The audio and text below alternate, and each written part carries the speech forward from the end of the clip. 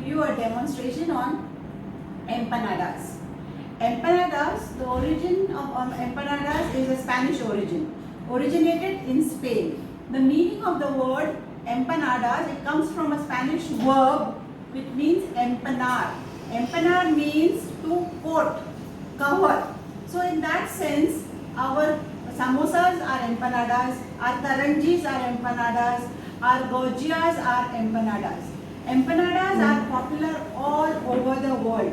Wherever there is a Hispanic population, you will find people eating a lot of empanadas.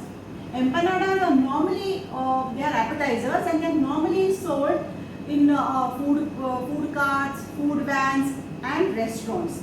So with this little bit of explanation, I am going to start actually with the making of the empanadas.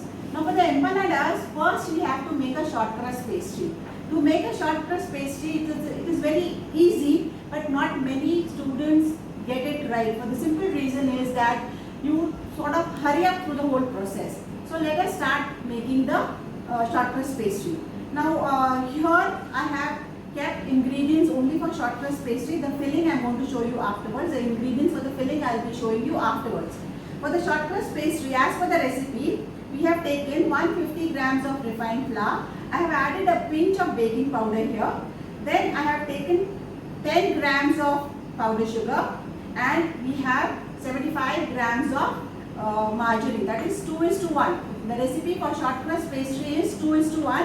2 parts of flour to 1 part of margarine. Short crust pastry can be savory. If you are putting a savory filling in the empanadas, please do not add the powdered sugar. You have to add salt. But today, since we are going to put a sweet filling, we are going to add some powdered sugar to the short crust pastry. So shall we start now? The tools for the short crust, to make a short crust pastry is obviously you are going to require a palette knife and a rolling pin later on and a measuring spoon to measure the water. Now here today I have used margarine, but you can use butter, you can use half butter, half margarine, full butter or full margarine. Only thing is the margarine has to be chilled. Now here the water is also chilled because we want to keep the temperature of the dough as low as possible. Okay, so now what we are going to do is I am going to put the refined flour on the table. You can also work in a bowl, but it's better or easier to work on the table. So here we put the flour on the table. As I mentioned before, I have added a little bit of baking powder to this. Then you add the powdered sugar.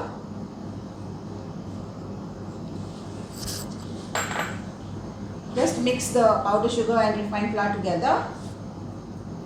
And then you are going to take 75 grams of margarine and you are going to chilled margarine.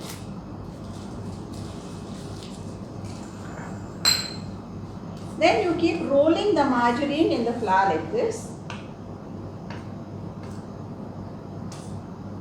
and keep slicing. Keep rolling, keep slicing. Only the fingertips. We are going to use only the fingertips.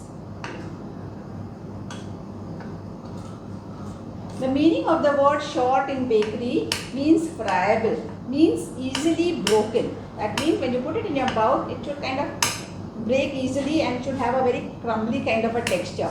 Now to get that, we have to take some pains. Now what are those pains? Patience is the first thing, and the second thing is keep, no vigorous movements here. Just keep rolling the margarine, butter, whatever you are using in this process. You cannot hurry up through this process. It takes a little time.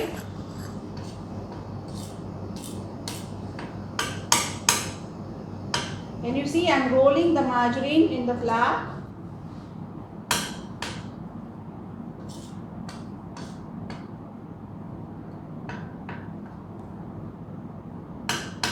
Don't do this. Don't press the margarine like this with your fingertips. Please don't do that. That is not the right thing to do. Only thing is cutting it with the palette knife. You may use a dough scraper, whichever you find comfortable with. You can use that, a dough scraper or a palette knife. Now I'm going to do this till I get a breadcrumb kind of a texture here. That means once I get that texture, then I think then what has happened is that all the gluten and the gliadin, which is the proteins in the flour, they are covered with a thin coat of the shortening, which is margarine here today. So that when I add water, though these two proteins will not come together to form gluten. So that is what we are trying to do, for trying to form a thin film on the proteins. In bread, we want a lot of gluten formation, whereas here we do not want any gluten forming.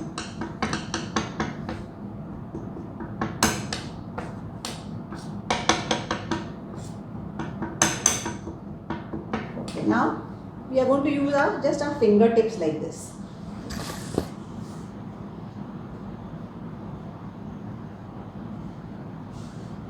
Don't mess up the whole table.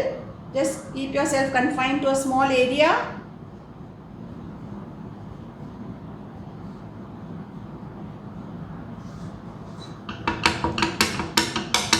You will find initially the color of the flour will change after you have incorporated the margarine. Initially it is creamish in color, light cream in color. After you have incorporated the margarine, the color changes to a slightly darker shade of cream. Now you will find that, can you see this texture now, like breadcrumbs? Okay, very fine. This is how you should get. After you have got this texture, then what you do is you just spread this out a little bit like this, because now we are going to incorporate some water here to bind it to all together. This is chilled water. I am going to take 15 ml first, and this is 30 ml.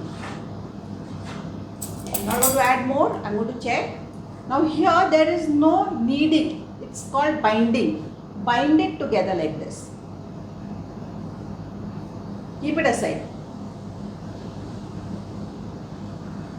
Now as I am binding, I realize that I need some more water because there is some flour here which is still dry. So I am going to add another 15 ml.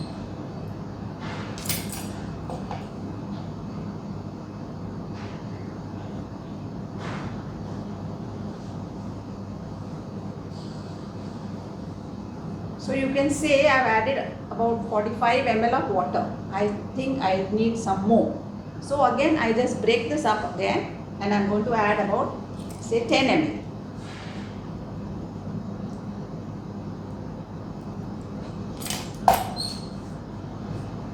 And bring it together.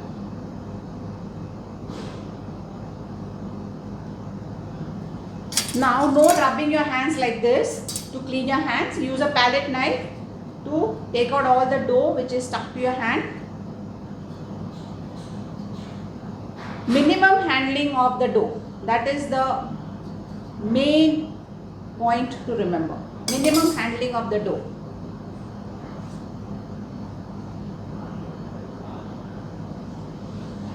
So I have added another 5 ml. I am going to add. So 60 ml of water has gone into this.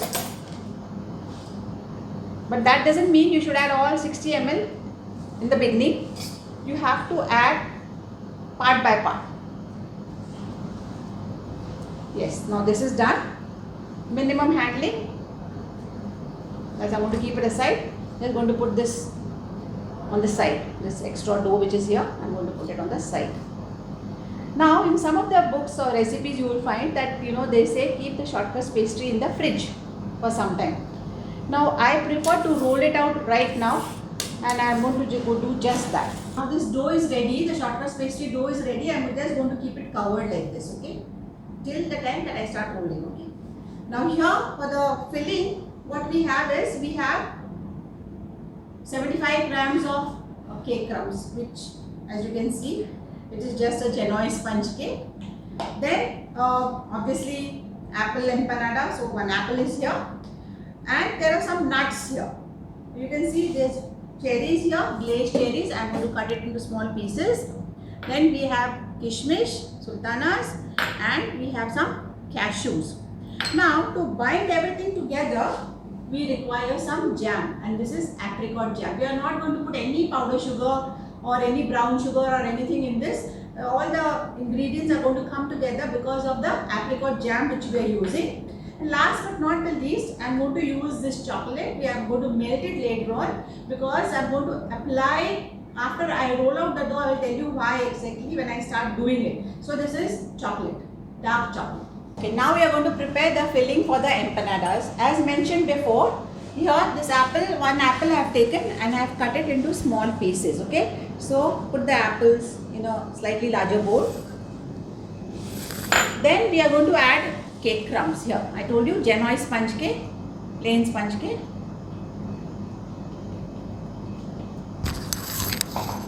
Some cashews. Please do not over mix. Okay, that's why I'm not mixing right now. I'm going to add everything and then I'm going to mix. Here, flaked cashews.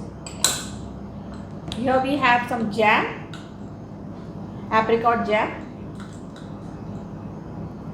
No using your hands to mix. You're going to mix it with a spoon or a spatula. Glazed cherries, finely chopped.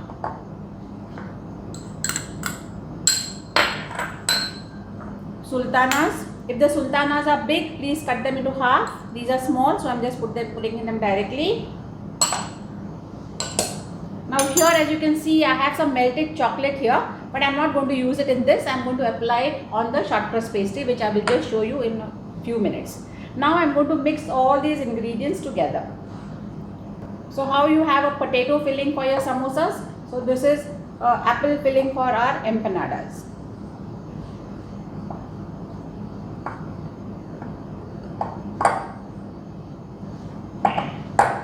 If you like it a little more sweeter, you can add a little sugar here. But with the jam and the nuts, it is quite sweet.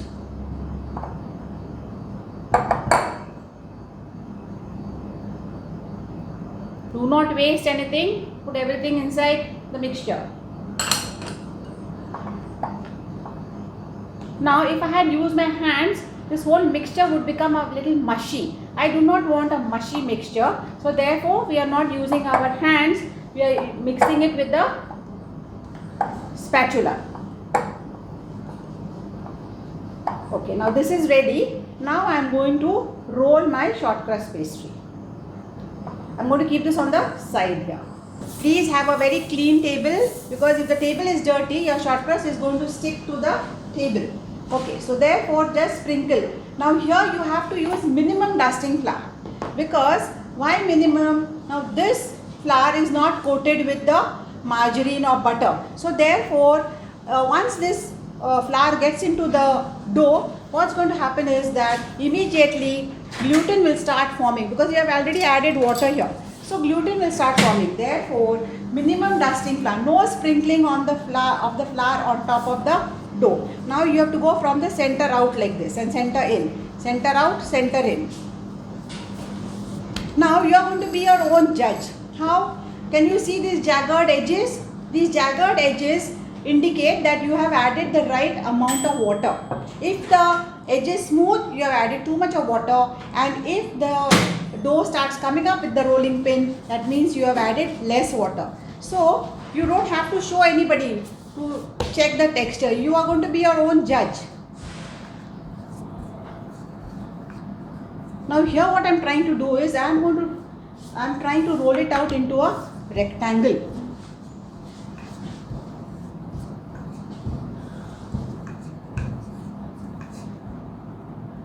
Keep lifting the dough and keep cleaning the table. This is very, very important when you are making short crust pastry. You cannot roll on a dirty table. You cannot roll on a table which has too much of dusting flour.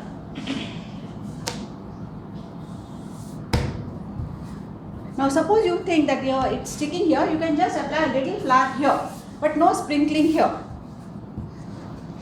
This is not, we are not rolling out a pulka or a chapati, we are rolling out a short crust pastry. So from the center you go out, from the center you come in. Then again keep lifting the dough from time to time. Keep cleaning the table from time to time.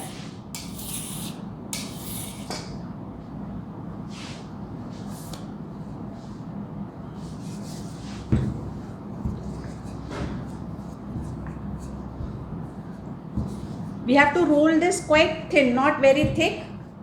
For the simple reason that is we are going to make an envelope here. So we are going to have 4 layers of dough on top. The short crust dough we are going to have on top. So if we roll it out thick, what's going to happen is that you will be eating more of the short crust and less of the filling. So therefore you have to roll out thin. Again, clean the table.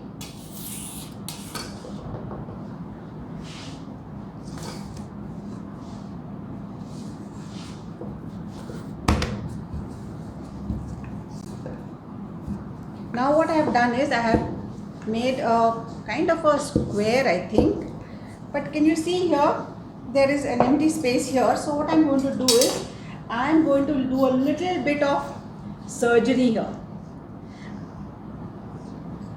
I'm going to take this piece here and place it here.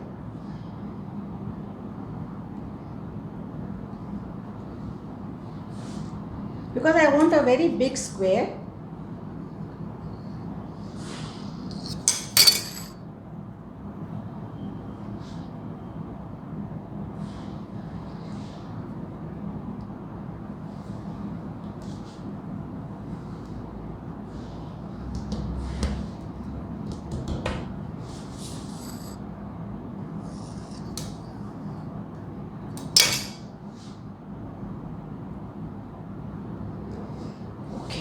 Now, once I'm happy with my square, I'm going to trim the edges here a little bit, make them straight.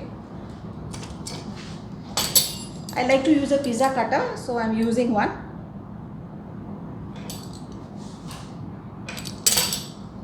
So remove the extra trimming.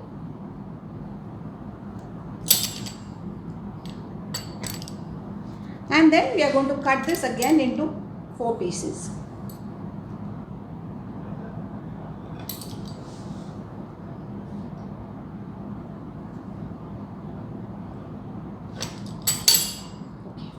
Now, after this what we are going to do is we are going to apply some chocolate here.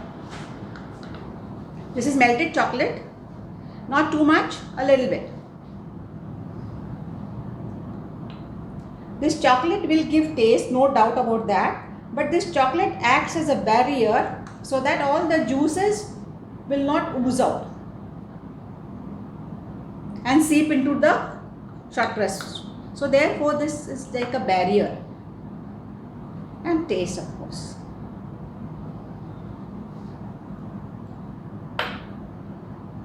Now what we are going to do is after you apply the chocolate, then you are going to divide this mixture into 4 and you're going to place it here.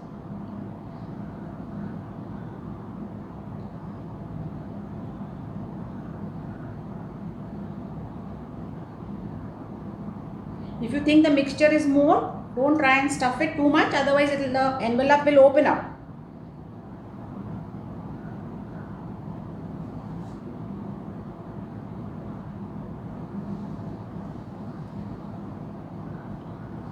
Okay, that's it. Now bring everything together like this. Now as you can see here there is a clean cut. Okay, so I want this portion to be on the top. So what I'm going to do is I am going to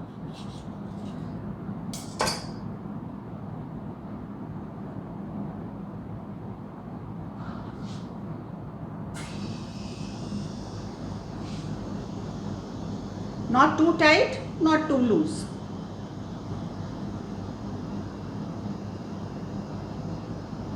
And then I'm going to put a cloth on top of this so that it is like, to seal it. Okay, so here we have a cloth and you insert it like this.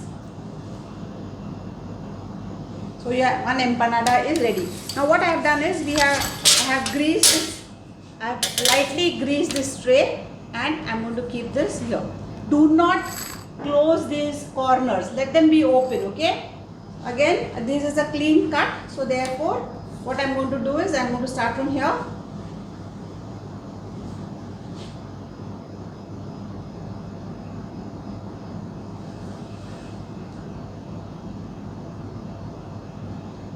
After we do all 4, what I'm going to do is I'm going to apply some egg wash.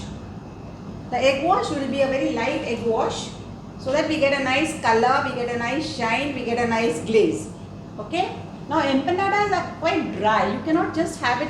I mean, yes, you can have it without anything, but normally we serve it with a sauce. It can be pistachio sauce, or it can be just a plain creme anglaise. You can have it with ice cream. Okay. So this is how we are going to make all the 4 envelopes or pockets. You can make a half moon shape also if you like, but that will be something different. Okay.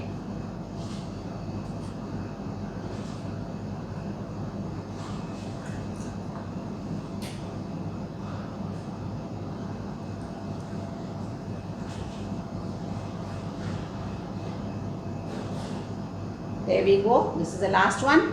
All done. Very easy.